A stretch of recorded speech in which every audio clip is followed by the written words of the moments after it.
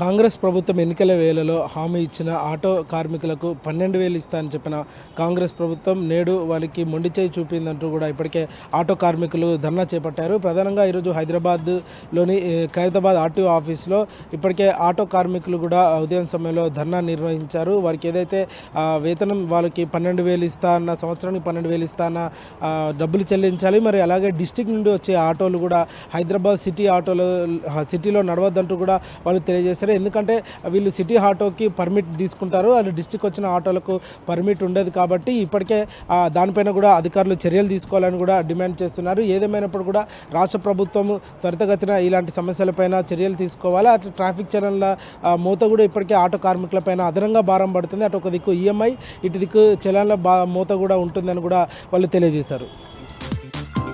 Telangana private tours and travels యాజమాన్యం ఈరోజు Telangana transport ఆఫీస్లో కూడా ధర్నా నిర్వహించారు. ఖైరతాబాద్లో ఉన్న తెలంగాణ ట్రాన్స్పోర్ట్ ఆఫీస్లో కూడా ఈరోజు ప్రైవేట్ ట్రావెల్స్కి సంబంధించిన వారందరూ కూడా ఈరోజు ధర్నా నిర్వహించారు. ప్రధానంగా చూసుకుంటే ఏదైతే ఇతర రాష్ట్రాల రిజిస్ట్రేషన్ నుండి వస్తున్న బస్సులు ఉన్నాయో ఆ బస్సులపైన చర్యలు తీసుకోవాలంటూ కూడా వాళ్ళు డిమాండ్ చేశారు. మరో విధంగా చూసుకుంటే ఏదైతే గ్రీన్ ట్యాక్స్ కూడా అదనంగా పెంచారో, అసలు అవసరం రాని గ్రీన్ ట్యాక్స్ ఏ విధంగా ఎందుకు పెంచారంటూ కూడా వాళ్ళు తీవ్రంగా ఆవేదన వ్యక్తం చేస్తున్నారు. మరొక విధంగా చూసుకుంటే ఎవరైతే ఫిట్నెస్ కోసం సర్టిఫికేట్లు ఇస్తున్నారో ఆ ఫిట్నెస్ పైన సర్టిఫికేట్లు త్వరితగతిన ఇవ్వాలి. అదనంగా చలాన్లు కానీ రిజిస్ట్రేషన్ ఫీజు కానీ తగ్గించాలి. అసలు రిజిస్ట్రేషన్ ఫీజు కూడా ఎక్కువగా మోతాదులో తీసుకుంటారు, ఎక్కువ అమౌంట్ కూడా ఉంటుందంటూ కూడా వాళ్ళు తెలియజేశారు. ఏదేమైనప్పటికీ కూడా అటు రవాణా శాఖ ప్రైవేట్ ట్రావెల్స్ పైన దృష్టి సారించి తెలంగాణ నుండి కాకుండా ఇతర రాష్ట్రాల నుండి రిజిస్ట్రేషన్ అయిన వెహికల్ను కూడా వారిపైన తక్షణమే చర్యలు తీసుకోవాలంటూ కూడా